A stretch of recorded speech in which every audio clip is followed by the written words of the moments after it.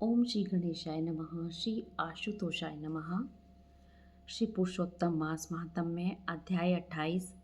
श्री नारायण कहने लगे कि हे नारद, इसके पश्चात वह अत्यंत दुखों को भोग कर बंदर योनि को प्राप्त हुआ। पापों का नाश करने वाला एक सरोवर था जो देवताओं को भी दुर्लभ मृग तीर्थ नाम से विख्यात था। इसी तीर्थ में वह ब्राह्मण फलों की चोरी के पाप से बंदर की योनि को प्राप्त हुआ। नारद जी बोले, हे प्रभु, करोड़ों पापों से युक्त वह बंदर इस तीर्थ में कैसे बसता रहा। श्री नारायण बोले, चित्रकुंडल वाला कोई वेश्या था।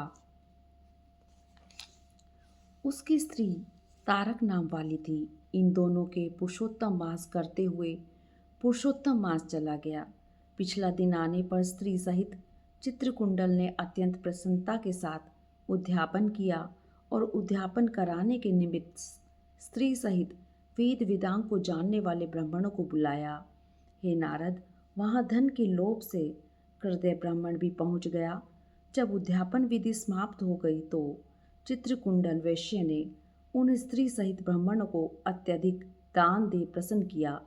उसकी बहुत सी दी हुई दक्षिणा से ब्राह्मण अति प्रसन्न होकर अपने अपने घरों को चले गए। परंतु वह अत्यंत लोभी हृदय रोता हुआ उसके आगे आकर खड़ा हो गया और विनय से नम्र होकर अति गदगद वाणी से चित्रकुंडल को बोला, हे चित्रकुंडल, वेश्यों के पति आप इस समय कृतार्थ हो तो आपने पुरुषोत्तम सेवन किया, ब्राह्मणों को बहुत सा दिया, किंतु हम भाग्यहीन को क्यों कुछ न दिया। उस हृदय के ऐसे वचन सुन उस वेश्या ने हृदय को भी बहुत सा धन दिया। उस ब्राह्मण ने उस धन को लेकर पृथ्वी में गाड़ दिया। वहां पर उस हृदय ब्राह्मण ने पुरुषोत्तम मास की धन के लोभ से स्तुति की। पूजा को देखने के महात्म्य से तथा धन के लोभ से ही स्तुति करने से मृग तीर्थ को प्राप्त हुआ। नारद जी बोले, हे ब्राह्मण, शीतल जल वाला घनी छाया वाला मनोहर वृक्षों से शोभित उस वन में उसे रहने का क्या कारण था, सो आप हमसे कहिए। श्री नारद बोले, हे नारद श्री नारायण बोले, हे नारद, जब रामचंद्र जी ने समुद्र में पुल बांधकर रावण का वध कर दिया तो रावण के मारे जाने से ब्रह्मा, शिव, इंद्र आदि सब देवताओं ने प्रसन्न होकर रामचंद्र जी को वर मांगने के लिए कहा। तो उस समय रामचंद्र जी ने कहा, हे देवताओं, यहाँ पर जो शूरवीर वानर राक्षसों के हाथ मारे गए हैं उनको शीघ्र जीवित कर दो। इतना सुनते ही देवताओं ने अमृत की वर्षा करके सब वानरों को जीवित कर दिया। जीवित होकर सारे वानर जय जयकार कर उठे।